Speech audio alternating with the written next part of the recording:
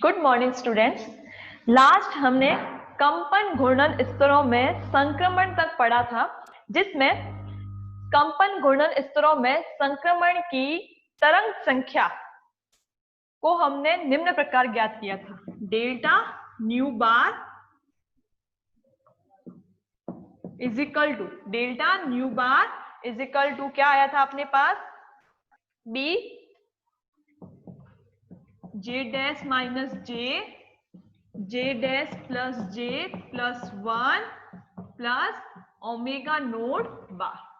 ठीक है, लास्ट हमने कहां तक पढ़ा था? कंपन घूर्णन स्तरों में संक्रमण तक पढ़ा था, जिसमें कंपन घूर्णन स्तरों में संक्रमण को तरंग संख्या या आवृत्ति के रूप में इस प्रकार से दर्शाते हैं। तरंग संख्या या आवृत्ति के रूप में इस प्रकार दर्शाते हैं। Delta nu bar is equal to B J dash minus J dash plus J plus 1 plus omega node bar. ठीक है, अब यहां पे ओमेगा नोड बार जो है ये किसके बराबर था?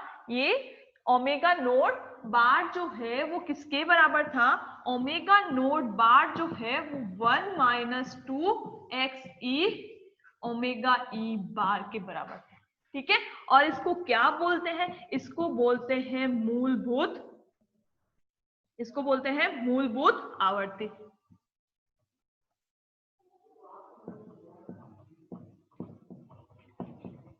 मूलभूत आवर्ती बोलते हैं। ठीक है, जहां ये क्या है? ओमेगा नोड बार क्या है? मूलभूत आवृत्ति है। और मूलभूत आवृत्ति का मान क्या है? 1 माइनस 2 एक्स ई ओमेगा ई बार है। इसका मान क्या है? 1 माइनस 2 एक्स ई ओमेगा ई बार।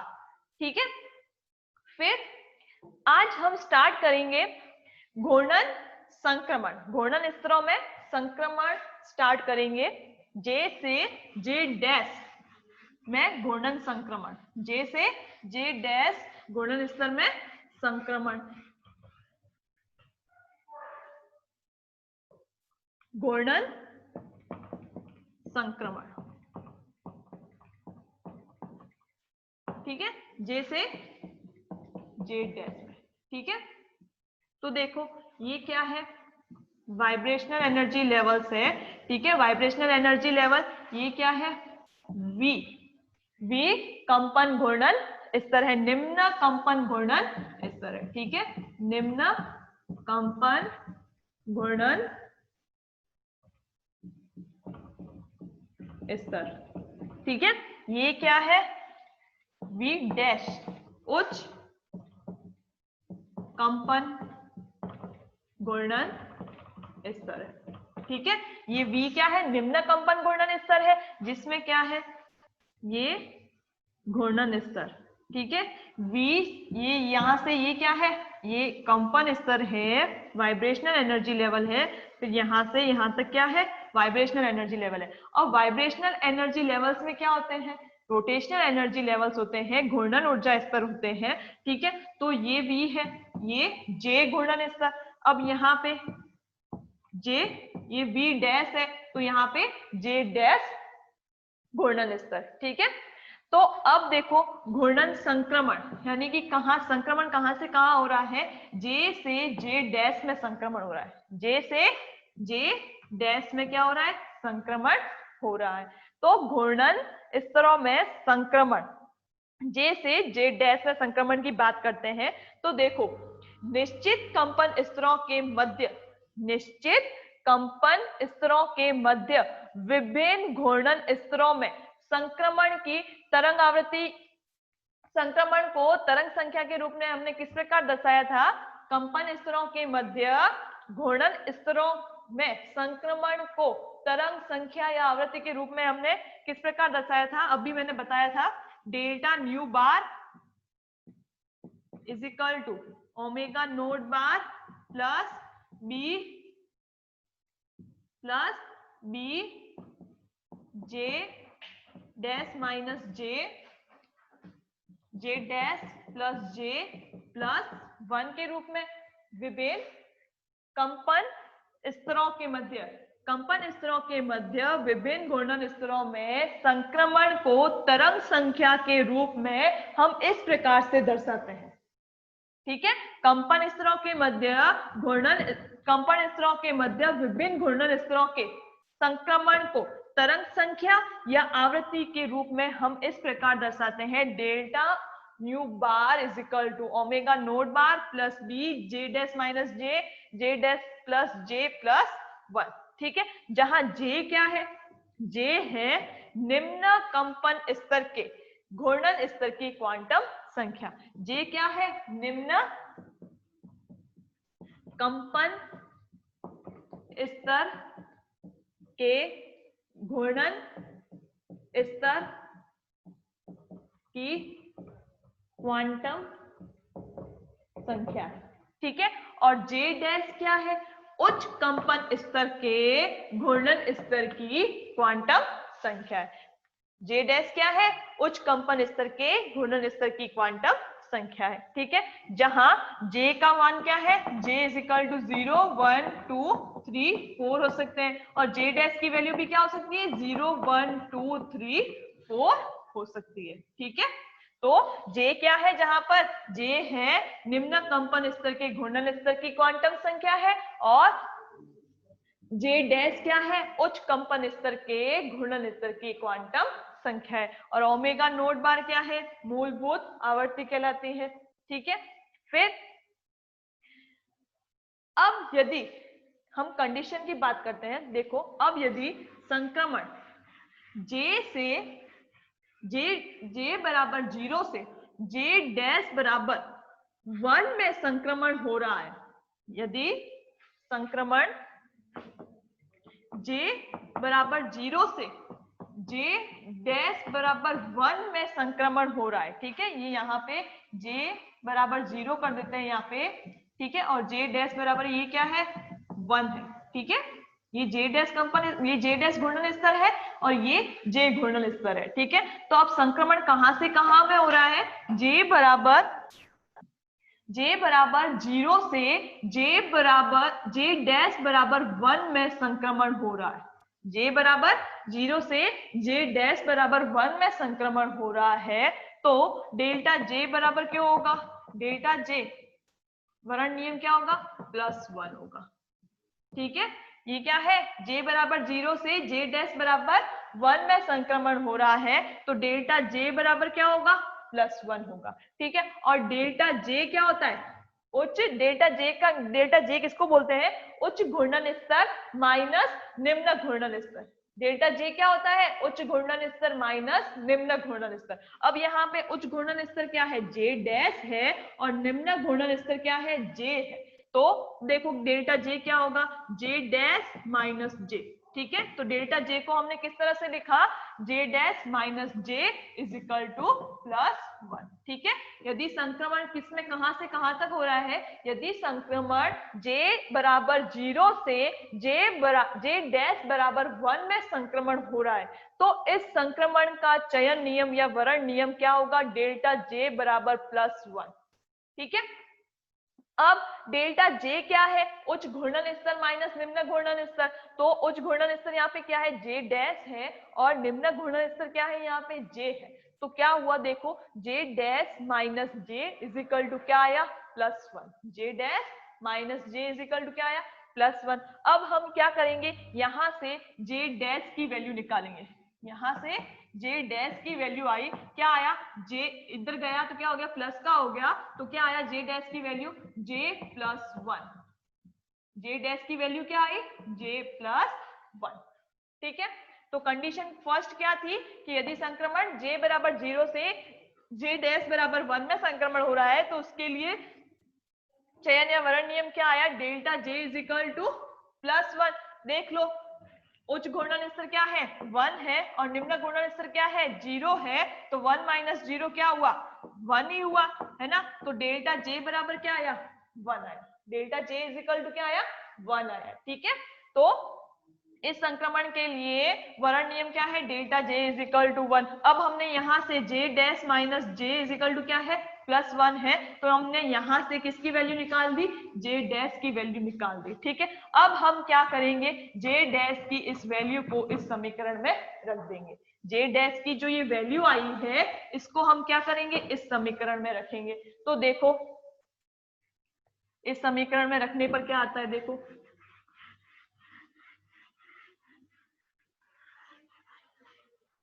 क्या है, delta nu bar is equal to omega note bar plus B, क्या है, जे डैश माइनस जे है, तो जे डैश की वैल्यू क्या है, जे +1 माइनस जे। ठीक है, जे +1 माइनस जे, फिर क्या है नेक्स्ट ब्रैकेट में जे डैश प्लस जे +1, तो जे डैश की वैल्यू क्या है, जे +1 प्लस क्या है, जे +1, जे +1। ठीक है, जे डैश की वैल्यू क्या रख दी, जे +1, फिर प्लस में क्या है, जे +1। ठीक है, तो अब इसको सॉल्व करने पर क्या आता है, देखो न्यू बार ओमेगा नोट बार प्लस ये जैसे ये जे कट गया तो ये क्या आया, बी। ठीक है, और यहाँ पे देखो ये 2j + 2, ये क्या आया, 2j + 2, और फिर उनमें 2 कॉमन आ गया, तो देखो इसको हम कैसे लिखा, इसको हमने इस तरह से लिखा 2bj, 2bj लिख सकते हैं हम इसको, j + 1। ठीक है, 2bj + 1। ठीक है,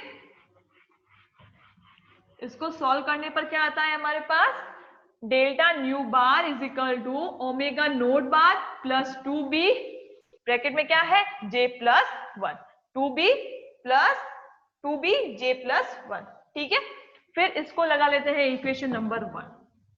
अब कंडीशन दूसरी की बात करते हैं हम, तो देखो यदि संक्रमण कहां से, यदि संक्रमण j डैश बराबर 0 से j बराबर 1 में हो रहा है, यदि संक्रमण j डैश, कंडीशन नंबर 2, यदि संक्रमण j डैश बराबर 0 से j बराबर 1 में हो रहा है। ठीक है, ये j डैश बराबर 0 से j बराबर क्या है, 1 में संक्रमण हो रहा है, j डैश बराबर 0 से j डैश j डैश बराबर 0 से j बराबर 1 में क्या हो रहा है, संक्रमण हो रहा है। यदि संक्रमण j डैश बराबर 0 से j बराबर 1 में हो रहा है तो इसके लिए डेल्टा j क्या होगा, -1 होगा। Delta j is equal to क्या होगा, -1 होगा। तो डेल्टा j क्या है, j dash minus j is equal to क्या है, -1 है। ठीक है, तो j डैश की वैल्यू क्या आई, यहां से देखो j डैश की वैल्यू क्या आई, ये उधर गया तो क्या हो गया प्लस का, और ये क्या है -1। ठीक है, तो j डैश की वैल्यू क्या आई अपने पास, j dash is equal to आया j -1, j dash is equal to क्या आया, j -1। अब ये जो वैल्यू है हम इसमें रख देंगे। ठीक है, ये जो वैल्यू आई है उसको हम कहाँ रख देंगे, यहां रख देंगे।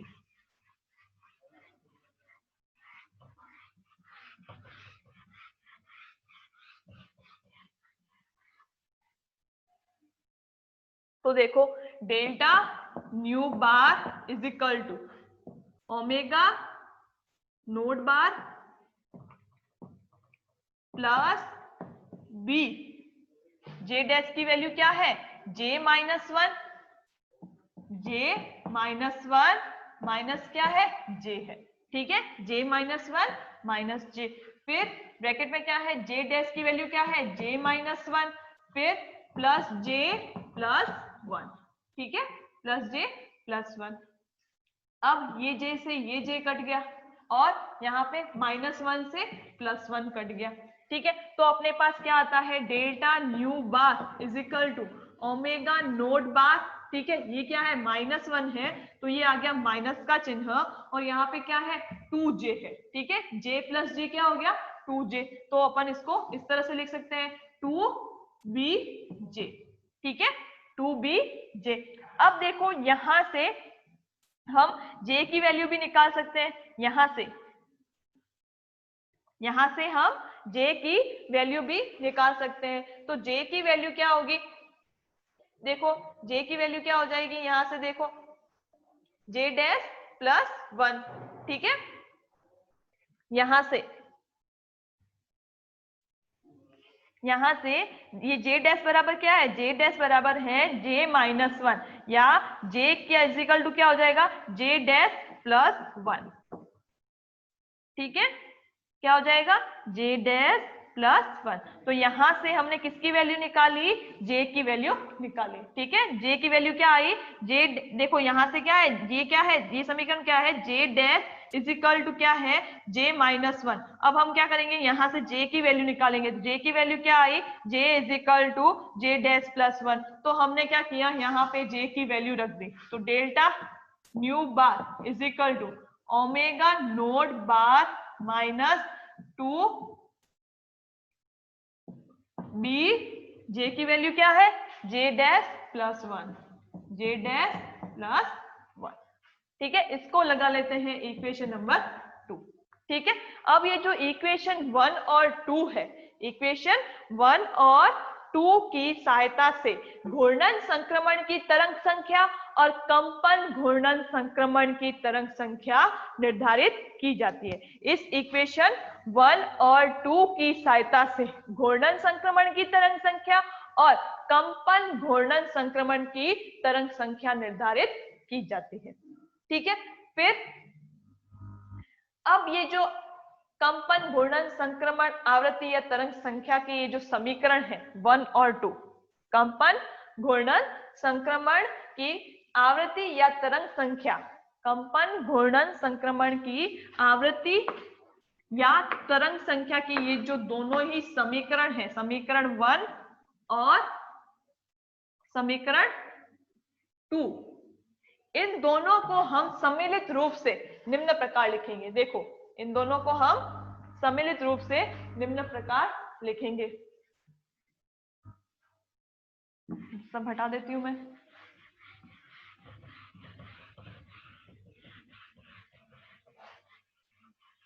कंपन घूर्णन संक्रमण की आवृत्ति या तरंग संख्या की ये जो दो समीकरण है, समीकरण 1 और 2, इन दोनों को हम सम्मिलित रूप से निम्न प्रकार लिखते हैं। देखो delta nu bar is equal to, delta nu bar is equal to omega note bar plus minus 2b plus minus 2b m plus minus 2b m, जहां m बराबर क्या है, जहां m बराबर है j प्लस 1 और j डैश प्लस 1, ठीक है। तो समीकरण 1 और समीकरण 2 को हम सम्मिलित रूप से इस प्रकार से लिख सकते हैं, delta nu bar is equal to omega note bar plus minus 2b, फिर j प्लस और j डैश प्लस 1 को क्या लिखा है, m लिखा है, ठीक है। तो जहां m बराबर क्या है, j प्लस 1 और j डैश प्लस 1 है, ठीक है। और अतः m के मान क्या हो सकते हैं, अतः m के मान होंगे plus minus 1 plus minus 2 plus minus 3, ऐसे ही प्लस माइनस 4 आगे मान होंगे, ठीक है।